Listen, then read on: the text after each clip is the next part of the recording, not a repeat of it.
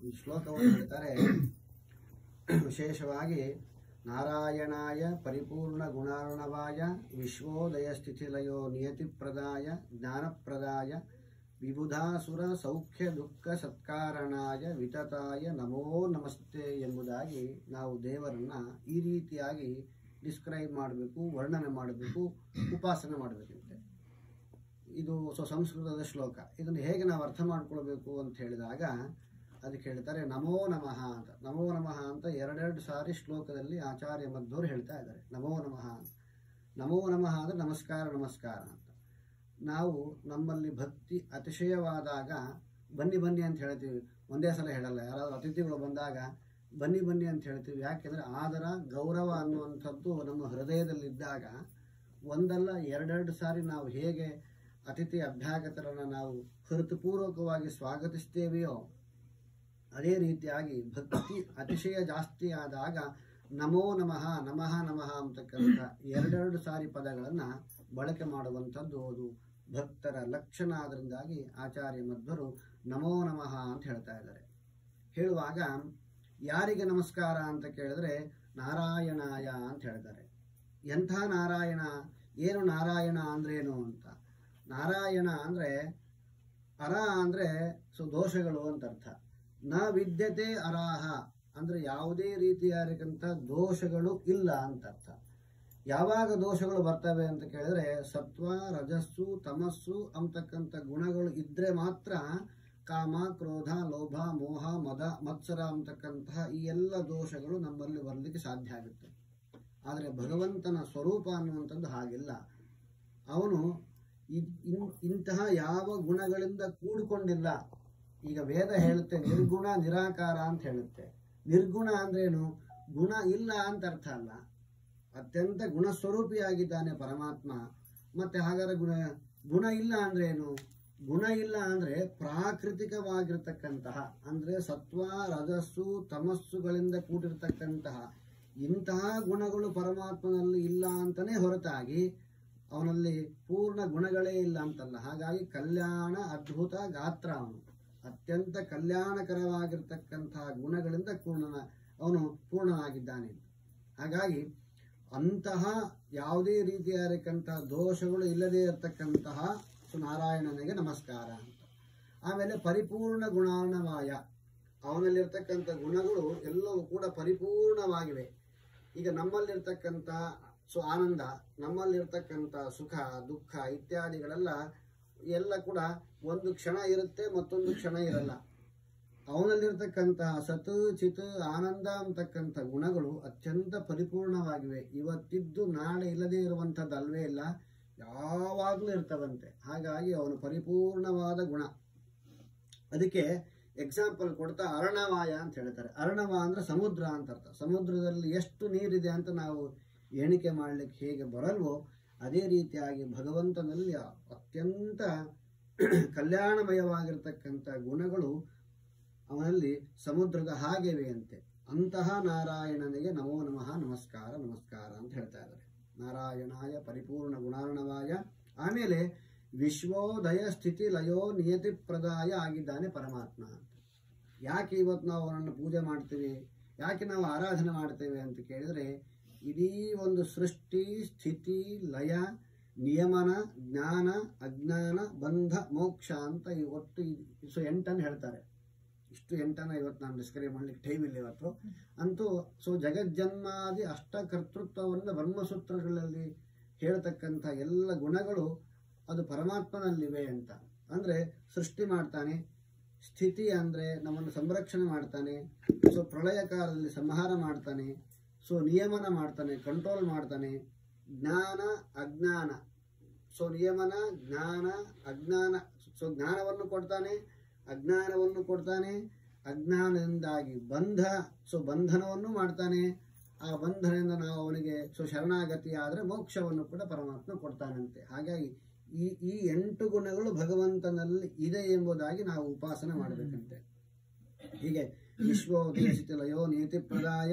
ಆಮೇಲೆ ಜ್ಞಾನಪ್ರದಾಯ, ವಿಶೇಷವಾಗಿ ಅವನು ಜ್ಞಾನವನ್ನು ಕೊಡ್ತಾನೆ. ಯಾರಿಗೆ ಅಂತ ಕೇಳಿದ್ರೆ ವಿಬುಧ, ಯಾರ್ಯಾರು ವಿಬುಧ ಅರ್ಥಾತ್ ಜ್ಞಾನಿಗಳು, ಅರ್ಥಾತ್ ವಿಶೇಷವಾಗಿ ಆ ಒಂದು ಜ್ಞಾನಕ್ಕೆ ಒಂದು ಯೋಗ್ಯರಾಗಿರ್ತಕ್ಕಂಥ ವ್ಯಕ್ತಿಗಳು, ಅರ್ಥಾತ್ ದೇವತೆಗಳು ಮತ್ತು ವಿಶೇಷವಾಗಿರ್ತಕ್ಕಂಥ ಸಾಧನೆ ಮಾಡ್ತಕ್ಕಂತಹ ವ್ಯಕ್ತಿಗಳಿಗೆ ಅವನು ಯಾವಾಗಲೂ ಜ್ಞಾನವನ್ನೇ ಕೊಡ್ತಾನೆ. ಇನ್ನು ಯಾರಿಗೆ ಅಜ್ಞಾನವನ್ನು ಕೊಡ್ತಾನೆ ಅಂತ ಕೇಳಿದ್ರೆ ಅಸುರಾಯ ಅಂತ, ವಿಬುಧ ಅಸುರಾಯ, ಯಾರ್ಯಾರು ಅಸುರರು. ಹಾಗಾಗಿ ಕೆಲವೊಮ್ಮೆ ನಮ್ಮಲ್ಲಿ ಏನಾಗುತ್ತೆ, ಆಸುರಿ ಶಕ್ತಿ ಅನ್ನುವಂಥದ್ದು ಬರ್ತಾ ಹೋಗ್ತದೆ. ಹಾಗಾಗಿ ನಾವು ಕೆಲವೊಂದು ಸಲ ತಪ್ಪುಗಳನ್ನು ಮಾಡ್ತೇವೆ. ಯಾಕೆಂದ್ರೆ ಅಜ್ಞಾನ ಅನ್ನುವಂಥದ್ದು ನಮಗೆ ಸಹಜವಾಗಿ, ಜೀವ ಅಂದರೆ ಜ್ಞಾನ, ಅಜ್ಞಾನದಿಂದ ಅವನು ಕೂಡಿಕೊಂಡಿದ್ದಾನೆ. ಹಾಗಾಗಿ ಹೀಗೆ ಜ್ಞಾನಪ್ರದಾಯ ಆಗಿದ್ದಾನೆ. ಮತ್ತು ಅಜ್ಞಾನಪ್ರದಾಯ ಅರ್ಥಾತ್ ಅಸುರರಿಗೆ, ದೈತ್ಯರಿಗೆ ಅಜ್ಞಾನವನ್ನು ಕೊಟ್ಟು ಅವರಿಗೆ ತಮೋಲೋಕವನ್ನು ಕೊಡ್ತಕ್ಕಂತಹ ವ್ಯಕ್ತಿ ಆಗಿದ್ದಾನೆ ಪರಮಾತ್ಮ. ಜ್ಞಾನಪ್ರದಾಯ ವಿಬುಧಾಸುರ ಸೌಖ್ಯ ಮತ್ತು ದುಃಖ ಕಾರಣಾಯ, ಸೌಖ್ಯವನ್ನ ದೇವತೆಗಳಿಗೆ ಅರ್ಥಾತ್ ಸಜ್ಜನರಿಗೆ ಸೌಖ್ಯವನ್ನು ಕೊಡ್ತಾ ಇದ್ದಾನೆ. ಅಸುರರಿಗೆ, ಆಸುರಿ ಶಕ್ತಿಗೆ ಅವನೇನು ಮಾಡ್ತಾನೆ, ಶಿಕ್ಷೆಯನ್ನು ಕೊಡುವ ಮುಖಾಂತರವಾಗಿ ದುಃಖಪ್ರದಾಯ, ದುಃಖವನ್ನು ಕೊಡ್ತಾ ಇದ್ದಾನಂತೆ. ಹೀಗೆ ವಿಬುಧಾಸುರ ಸೌಖ್ಯ ದುಃಖ ಸತ್ಕಾರಣಾಯ ಮತ್ತೆ ವಿತತಾಯ. ವಿತತ ಅಂದರೆ ಎಲ್ಲ ಕಡೆಯಲ್ಲಿ ಭಗವಂತ ವ್ಯಾಪ್ತನಾಗಿದ್ದಾನೆ ಅಂತ. ಹಾಗಾಗಿ ಅವರಿಗೆ ನಾವು ಇವತ್ತ್ಯಾಕೆ ಅವನಿಗೆ ಆಕೃತಿ ಇಲ್ಲ, ನಿರಾಕಾರ ಅಂತ ಹೇಳ್ತೇವೆ ಅಂದರೆ, ಯಾಕೆ ವೇದ ಆ ರೀತಿಯಾಗಿ ಹೇಳಲಿಕ್ಕೆ ಅಂತ ಕಾರಣ ಅಂತ ಕೇಳಿದ್ರೆ, ಆಕೃತಿ ಇದೆ ಅಂತ ಹೇಳಿಬಿಟ್ರೆ, ಆಕೃತಿ ಅಂದರೆ ಇಷ್ಟೇ, ಒಂದು ಫಾರ್ಮ್ ಅಂತ ಅರ್ಥ, ಇಷ್ಟು ಮಾತ್ರ ಇದೆ ಅಂತ ಅರ್ಥ. ಯಾವುದು ಸಂಪೂರ್ಣವಾಗಿ ವ್ಯಾಪ್ತಿಯನ್ನು ಪಡ್ಕೊಂಡಿದೆಯೋ, ಎಲ್ಲ ಕಡೆ ಯಾವುದಿದೆಯೋ ಅದಕ್ಕೆ ಆಕಾರವನ್ನು ಹೇಳಲಿಕ್ಕೆ ಬರಲ್ಲ. ಅದರಿಂದಾಗಿ ವೇದ ನಿರ್ಗುಣ ಅಂಡ್ ನಿರಾಕಾರವನ್ನು ಹೇಳ್ತಾ ಇದೆ. ಅದಕ್ಕೆ ಅರ್ಥ ಏನು ಅಂತ ಕೇಳಿದ್ರೆ, ಹಾಗಾದ್ರೆ ಭಗವಂತನಿಗೆ ಆಕೃತಿಯೇ ಇಲ್ಲ, ಆಕಾರವೇ ಇಲ್ಲ ಅಂತ ಕೇಳಿದ್ರೆ, ಆಕೃತಿ ಆಕಾರ ಇದೆ. ಹೇಗೆ ಅಂತ ಕೇಳಿದ್ರೆ, ಆಯಾಯ ವಸ್ತುವಿನೊಳಗಿದ್ದಾಗ ಆಯಾಯ ಆಕೃತಿಯನ್ನು ಅವನು ಪಡಿತಾನೆ ಅಂತಾನೆ ಅರ್ಥ, ಹೊರತಾಗಿ ಆಕೃತಿ ಅವನಿಗೆ ಆಕಾರ ಇಲ್ಲ ಅನ್ನೋ ಅರ್ಥ ಅಲ್ಲ. ಇದೆಲ್ಲವನ್ನು ನಮಗೆ ತಿಳಿಸಿಕೊಟ್ಟದ್ದು ಅದು ಆಚಾರ್ಯ ಮಧ್ವರು. ಹೀಗೆ ಆಚಾರ್ಯ ಮಧ್ವರ ಭಾಷ್ಯವನ್ನು ನಾವು ನೋಡಿದಾಗ ಅವನಿಗೆ ಆಕೃತಿ ಇಲ್ಲ ಅಂದ್ರೆ ಹೇಗೆ ಆಕೃತಿ ಇಲ್ಲ, ಗುಣ ಇಲ್ಲ ಅಂದ್ರೆ ಯಾವ ಗುಣಗಳಿಲ್ಲ, ಯಾವ ಗುಣಗಳಿವೆ, ಹೀಗೆ ನಾವು ಯಾವ ರೀತಿಯಾಗಿ ಉಪಾಸನೆ ಮಾಡಬೇಕು ಪರಮಾತ್ಮನನ್ನ ಅನ್ನೋದನ್ನ ಅವರು ತಮ್ಮ ಭಾಷ್ಯದ ಮುಖಾಂತರವಾಗಿ ವ್ಯಕ್ತಪಡಿಸಿದ್ದಾರೆ. ಹೀಗೆ ನಾರಾಯಣಾಯ ಪರಿಪೂರ್ಣ ಗುಣಾರ್ಣವಾಯ ವಿಶ್ವೋದಯ ಸ್ಥಿತಿಲಯೋ ನಿಯತಿಪ್ರದಾಯ ಜ್ಞಾನಪ್ರದಾಯ ವಿಬುಧಾಸುರ ಸೌಖ್ಯ ದುಃಖ ಸತ್ಕಾರಣಾಯ ವಿತತಾಯ ಅರ್ಥಾತ್ ಸರ್ವತ್ರ ವ್ಯಾಪ್ತನಾಗಿರ್ತಕ್ಕಂತಹ ಆ ನಾರಾಯಣನಿಗೆ ನಮೋ ನಮಃ, ನಮೋ ನಮಃ, ಅತ್ಯಂತ ನಮಸ್ಕಾರ. ನಾನು ಭಕ್ತಿಪೂರ್ವಕವಾಗಿ ನಮಸ್ಕಾರ ಮಾಡ್ತೇನೆ ಎಂಬುದಾಗಿ ಆಚಾರ್ಯ ಮಧ್ವರು ಈ ರೀತಿಯಾಗಿ ಪ್ರಾರ್ಥನೆ ಮಾಡ್ತಾ ಇದ್ದಾರೆ. ಹೀಗೆ ಭಗವಂತನ ಗುಣಗಳನ್ನು ನಾವು ಅರಿತು ಫಲವಿದು ಬಾಳುವುದಕ್ಕೆ ಅಂತ ಹೇಳ್ತಾ ಜಗನ್ನಾಥದಾಸರು ಭಗವಂತನ ಗುಣಗಳನ್ನು ಅರ್ಥ ಮಾಡಿಕೊಂಡು ನಾವು ಆ ರೀತಿಯಾಗಿ ಉಪಾಸನೆ ಮಾಡಿದಾಗ ಸಂಪೂರ್ಣವಾಗಿರ್ತಕ್ಕಂಥ ಫಲವನ್ನು ಪಡೀಲಿಕ್ಕೆ ಆಗುತ್ತೆ. ಹಾಗಾಗಿ ಅಂತಹ ಆಚಾರ್ಯ ಮಧ್ವರ ಆ ಎಲ್ಲ ಆ ಒಂದು ಗ್ರಂಥಗಳಿಗೆ ಟಿಪ್ಪಣಿಯನ್ನ ಬರೆಯುವ ಮುಖಾಂತರವಾಗಿ ಸಾರಸ್ವತ ಪ್ರಪಂಚಕ್ಕೆ ನಾನಾ ರೀತಿಯಾಗಿರ್ತಕ್ಕಂಥ ಕೊಡುಗೆಯನ್ನು ಕೊಟ್ಟವರು ಶ್ರೀ ರಾಘವೇಂದ್ರ ತೀರ್ಥ ಶ್ರೀಪಾದರು. ಇವತ್ತು ನಾವು ರಾಘವೇಂದ್ರ ತೀರ್ಥರನ್ನ ಬರೀ ನಮಗೆ ಎಲ್ಲ ರೀತಿಯಾಗಿರ್ತಕ್ಕಂಥ ಫಲ, ಯಾರು ಸುತ್ತು ಬರ್ತಾರೋ, ಪ್ರದಕ್ಷಿಣೆ ಮಾಡ್ತಾರೋ, ನಮಸ್ಕಾರ ಮಾಡ್ತಾರೋ, ರಾಘವೇಂದ್ರಾಯ ನಮಃ ಅಂತ ಹೇಳ್ತಾರೋ, ಪುಷ್ಯಾರ್ಕ ಯೋಗ ಇದ್ದಾಗ ಈ ರೀತಿಯಾಗಿ ಅನೇಕ ಸುಮುಹೂರ್ತಗಳಲ್ಲಿ ನಾವು ಅವರನ್ನು ಆರಾಧನೆ ಮಾಡೋದ್ರಿಂದ ಲೌಕಿಕವಾಗಿರ್ತಕ್ಕಂಥ ಫಲಗಳನ್ನು ಕೊಡ್ತಾರೆ ಅಂತ ನಾವು ಅಷ್ಟು ಮಾತ್ರಕ್ಕೆ ನಾವು ಅವರನ್ನು ಆರಾಧನೆ ಮಾಡುವಂಥದ್ದಲ್ಲ. ವಿಶೇಷವಾಗಿ ಅವರು ಈ ಒಂದು ಮಾಧ್ವಲೋಕಕ್ಕೆ ಈ ಒಂದು ಅಖಂಡವಾಗಿರ್ತಕ್ಕಂಥ ಗ್ರಂಥ ರಾಶಿಯನ್ನು ರಚನೆ ಮಾಡಿ ಕೊಟ್ಟಿದ್ದಾರೆ. ಯಾವ ರೀತಿಯಾಗಿ ನಾವು ವೇದಗಳಿಗೆ ಅರ್ಥವನ್ನು ಹೇಳಬೇಕು, ಮಂತ್ರಾರ್ಥ ಮಂಜರಿ ಅಂತಕ್ಕಂಥ ಒಂದು ಪುಸ್ತಕವನ್ನು ಬರೆದು, ಗ್ರಂಥವನ್ನು ಬರೆದು ನಮಗೆ ಒಂದೊಂದು ಭಾಷೆ ಆ ಒಂದು ಸೂತ್ರಗಳಿಗೆ ಯಾವ ರೀತಿಯಾಗಿ ಅರ್ಥ ಮಾಡಿಕೊಳ್ಬೇಕು ಅನ್ನೋದನ್ನು ಕೂಡ ನಮಗೆ ತಿಳಿಸಿಕೊಟ್ಟಿದ್ದಾರೆ. ಹೀಗೆ ನಾನಾ ರೀತಿಯಾಗಿರ್ತಕ್ಕಂಥ ಗ್ರಂಥ ರಾಶಿಗಳನ್ನು ಕೊಡುವ ಮುಖಾಂತರವಾಗಿ ಅನೇಕ ಕೊಡುಗೆಗಳನ್ನು ಆಚಾರ್ಯ ಮಧ್ವರು ಅವರ ಒಂದು ಶಿಷ್ಯ ಪರಂಪರೆಯಲ್ಲಿ ಬಂದಿರತಕ್ಕಂಥ ರಾಯರು ಈ ರೀತಿಯಾಗಿ ಅನೇಕ ಗ್ರಂಥಗಳನ್ನು ನಮಗೆ ಕೊಟ್ಟಿದ್ದಾರೆ.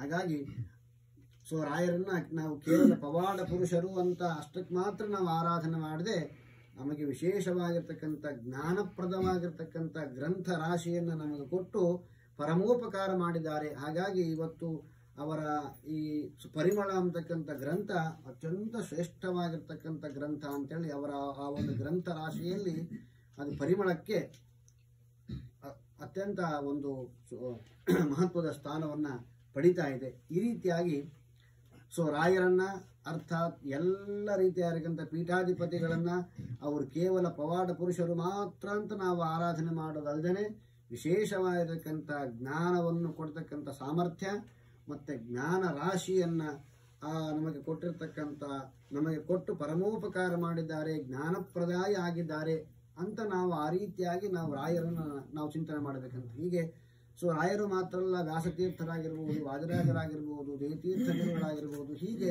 ಎಲ್ಲ ಮಹನೀಯರು ಕೂಡ ನಮಗೆ ಆ ಒಂದು ಗ್ರಂಥ ರಾಶಿಯನ್ನು ಕೊಟ್ಟು ಯಾವ ರೀತಿಯಾಗಿ ನಾವು ದೇವರನ್ನು ಉಪಾಸನೆ ಮಾಡಬೇಕು ಅನ್ನುವಂತಹ ಆ ಒಂದು ಬೆಳಕನ್ನ, ಜ್ಞಾನದ ದಾರಿಯನ್ನು ನಮಗೆ ಅವರು ತೋರಿಸಿದ್ದಾರೆ. ಆ ನೆಲೆಯಲ್ಲಿ ನಾವು ಆ ರಾಯರನ್ನು ಆರಾಧನೆ ಮಾಡಿದಾಗ ರಾಯರಿಗೆ ಇನ್ನೂ ಸಂತೋಷ ಆಗುತ್ತೆ. ಅವರು ಕೇವಲ ಸಂತಾನ ಸಂಪತ್ ಪರಿಶುದ್ಧ ಭಕ್ತಿ ವಿಜ್ಞಾನ ವಾಗ್ದೇಹ ಸುಪಾಠವಾದೀನ್ ದತ್ವಾ ಶರೀರೋತ್ತ ಸಮಸ್ತ ದೋಷಾನ್ ಹತ್ವ ಅಷ್ಟಮಾತ್ರ ಅಲ್ಲದೆ ವಿಶೇಷವಾಗಿ ನಮಗೆ ಸೊ ಆ ಒಂದು ರಾಮದೇವರ ಪ್ರಸಾದವನ್ನ ನಮಗೆ ಕರುಣಿಸ್ತಾರಂತೆ. ಆ ರೀತಿಯಾಗಿ ಮತ್ತೆ ನಾನಾ ರೀತಿಯಾದಂಥ ಗ್ರಂಥಗಳನ್ನು ರಚನೆ ಮಾಡಿದ್ದಾರೆ. ಮತ್ತು ಸಂಕಲ್ಪ ಗ್ರಂಥ ವಿಶೇಷವಾಗಿ ಮುಂದೆ ನಮಗೆ ಅವರು ಆಚಾರ್ಯರು ನಮಗೆ ಮುಂದೆ ಅವರು ಪಾಠ ಮಾಡ್ತಾರೆ ಅಂತ ಕಾಣುತ್ತೆ. ಈ ರೀತಿಯಾಗಿ ನಾವು ಯಾವ ರೀತಿಯಾಗಿ ಸಂಕಲ್ಪ ಮಾಡಬೇಕು ಅನ್ನೋದನ್ನು ಕೂಡ ನಮಗೆ ಅವರು ತಿಳಿಸಿಕೊಟ್ಟಿದ್ದಾರೆ. ಅದೇ ರೀತಿಯಾಗಿ ಮಾಡಿರ್ತಕ್ಕಂಥ ಎಲ್ಲ ಒಂದು ಕೆಲಸವನ್ನು ಕೂಡ ಹೇಗೆ ನಾವು ಭಗವಂತನಿಗೆ ಸಮರ್ಪಣೆ ಮಾಡಬೇಕು ಎಂಬುದಾಗಿ ಅದನ್ನೂ ಕೂಡ ನಮಗೆ ಅವರು ಕೊಟ್ಟಿದ್ದಾರೆ. ಹೀಗೆ ಮತ್ತೆ ಯಾರ್ಯಾರು ಅವರ ಸನ್ನಿಧಿಯಲ್ಲಿ ಬರ್ತಾರೋ, ಯಾರ್ಯಾರು ಅವರಿಗೆ ಶರಣಾಗತಿ ಆಗ್ತಾರೋ ಅವರಿಗೆ ಎಲ್ಲ ಲೌಕಿಕವಾಗಿರ್ತಕ್ಕಂಥ ಫಲಗಳನ್ನು ಅಲೌಕಿಕವಾಗಿರ್ತಕ್ಕಂಥ ಫಲಗಳನ್ನು ಕೊಡ್ತಕ್ಕಂಥ, ಹಾಗಾಗಿ ಶಾಪಾನುಗ್ರಹ ಶಕ್ತಿ, ಒಂದು ಶಾಪವನ್ನು ಕೊಡ್ತಕ್ಕಂಥ ಶಕ್ತಿ, ಅನುಗ್ರಹವನ್ನು ಮಾಡತಕ್ಕಂಥ ಆ ಒಂದು ಶಕ್ತಿ ರಾಯರಿಗಿದೆ ಅಂತೆ. ಹಾಗಾಗಿ ಅಂತಹ ರಾಯರು ವಿಶೇಷವಾಗಿ ಅವರ ಅಂತರ್ಯಾಮಿ ಆಗಿರ್ತಕ್ಕಂಥ ಪ್ರಾಣದೇವರು, ಅವರಿಗೂ ನಿಯಾಮಕನಾಗಿರ್ತಕ್ಕಂಥ ರಾಮಚಂದ್ರ ದೇವರ ಆರಾಧನೆಯನ್ನ ನಾವೆಲ್ಲರೂ ಕೂಡ ಭಕ್ತಿ ಶ್ರದ್ಧೆಯಿಂದ ಮಾಡಿದ್ದೇವೆ. ಹಾಗಾಗಿ ನಾವು ಮಾಡಿದೀವಿ ಅಂತ ಕೇಳಿದ್ರೆ ಅದು ಅಹಂಕಾರ ಆಗುತ್ತೆ. ಹಾಗಾಗಿ ನಾಹಂ ಕರ್ತ ಹರಿಃಕರ್ತ ತ್ವತ್ಪೂಜಾ ಕರ್ಮಚಾಖಿಲಂ ತಥಾಪಿ ಮತ್ಕೃತ ದೇವ ತ್ವತ್ಪ್ರಸಾದೇನ ನಾಣ್ಯಥ ಎಂಬುದಾಗಿ ಭಗವಂತ ನಮ್ಮೊಳಗಿದ್ದುಕೊಂಡು ಈ ಎಲ್ಲ ಸೇವಾ ಕೈಂಕರ್ಯವನ್ನ ಮಾಡಿಸಿದ್ದಾನೆ ಎಂಬುದಾಗಿ ನಾವು ಅರ್ಥ ಮಾಡಿಕೊಂಡು ಆ ರೀತಿಯಾಗಿ ನಾವು ಆರಾಧನೆ ಮಾಡಿದರೆ ವಿಶೇಷವಾಗಿರತಕ್ಕಂಥ ಆ ಒಂದು ಭಗವಂತನ ಕೃಪೆಗೆ ನಾವು ಪಾತ್ರರಾಗ್ತೇವಂತೆ. ಹಾಗಾಗಿ ಇವತ್ತು ಮಠ ನಿರ್ಮಾಣ ಕಾಲ ಆಗಿರ್ಬೋದು, ಮಠಕ್ಕೆ ಆ ಒಂದು ಮಠ ನಿರ್ಮಾಣ ಕಾಲದಲ್ಲಿ ನಾನಾ ರೀತಿಯಾಗಿರತಕ್ಕಂತಹ ವಿಘ್ನಗಳು ಆಗಿರ್ಬೋದು, ಮತ್ತು ನಮಗೆ ವೈಯಕ್ತಿಕವಾಗಿ ನಾನಾ ರೀತಿಯಾಗಿರತಕ್ಕಂಥ ದೈಹಿಕ ಮಾನಸಿಕ ಆರ್ಥಿಕವಾಗಿರತಕ್ಕಂಥ ದೋಷಗಳಾಗಿರ್ಬೋದು, ತೊಂದರೆಗಳಾಗಿರ್ಬೋದು, ನಾನಾ ರೀತಿಯಾಗಿರತಕ್ಕಂಥ ಬಾಧೆಗಳಾಗಿರ್ಬೋದು, ರೋಗ ವ್ಯಾಧಿಗಳಾಗಿರ್ಬೋದು, ಎಲ್ಲ ರೀತಿಯಾಗಿರತಕ್ಕಂಥ ದುಃಖಮಯವಾಗಿರತಕ್ಕಂಥ ವಾತಾವರಣ ಏನಿದೆಯೋ ಅದೆಲ್ಲವನ್ನು ಕೂಡ ಭಗವಂತ ವಿಶೇಷವಾಗಿ ರಾಯರು ದೂರ ಮಾಡಿ, ಅದಕ್ಕೆ ಭದ್ರಂನೋ ವಾದ ಅಂತ, ಭದ್ರ ಅಂತ ಕೇಳಿದ್ರೆ ಮಂಗಲದ ಪ್ರವಾಹ ಇವತ್ತೊಂದು ದಿವಸ ಮಾತ್ರ ಅಲ್ಲ, ಮಂಗಲದ ಪ್ರವಾಹ ಅನ್ನುವಂಥದ್ದು ನಮ್ಮ ಮನೆ ಕಡೆಗೆ ಯಾವತ್ತಿಗೂ ಕೂಡ ಹರಿಯುವ ಹಾಗೆ ಆಗಬೇಕು. ವಿಶೇಷವಾಗಿ ಸನ್ಮಂಗಲವನ್ನ ಭಗವಂತ ನಮ್ಮೆಲ್ಲರೂ ಕೂಡ ಮಾಡಲಿ ಎಂಬುದಾಗಿ ಪ್ರಾರ್ಥನೆಯನ್ನು ಮಾಡಿಕೊಂಡು ಈ ಒಂದು ಸೇವಾ ಕೈಂಕರ್ಯ ಅನ್ನುವಂಥದ್ದು ಇದು ಪ್ರತಿದಿನ ಅನುದಿನ ಯಾವತ್ತೂ ಕೂಡ ನಡೆಯುವಂತ ಆಗಬೇಕು. ಇದಕ್ಕೆ ಯಾವುದೇ ರೀತಿಯಾಗಿರತಕ್ಕಂಥ ಅಚ್ಯುತಿ ಬರಬಾರದು. ಆ ರೀತಿಯಾಗಿರತಕ್ಕಂಥ ಎಲ್ಲ ವಿಘ್ನಗಳನ್ನು ಪರಿಹಾರ ಮಾಡಿಕೊಂಡು ವಿಶೇಷವಾಗಿ ಜ್ಞಾನ ಭಕ್ತಿ ವೈರಾಗ್ಯವನ್ನು ಕೊಡುವ ಮುಖಾಂತರವಾಗಿ ಮಾಡತಕ್ಕಂಥ ಉದ್ಯೋಗ ವ್ಯವಹಾರ ಕ್ಷೇತ್ರದಲ್ಲಿ ಉತ್ತರೋತ್ತರವಾಗಿರತಕ್ಕಂಥ ಶ್ರೇಯಸ್ಸನ್ನು ಮತ್ತು ಮಕ್ಕಳಿಗೆ ವಿಶೇಷವಾಗಿ ವಿದ್ಯಾ ಬುದ್ಧಿ ಧನೈಶ್ವರ್ಯ ಪ್ರಾಪ್ತಿಗಳನ್ನು ಆರೋಗ್ಯಪೂರ್ಣ ಆಯುಸ್ಸನ್ನು ಕೂಡ ಭಗವಂತ ನಮ್ಮ ಎಲ್ಲರಿಗೂ ಕೂಡ ಅವನು ಕರುಣಿಸಲಿ ಎಂಬುದಾಗಿ ಪ್ರಾರ್ಥನೆಯನ್ನು ಮಾಡಿಕೊಂಡು ಈ 4 ಮಾತುಗಳನ್ನು ಮುಗಿಸ್ತಾ ಇದ್ದೇನೆ. ಶ್ರೀಕೃಷ್ಣಾರ್ಪಣಮಸ್ತು.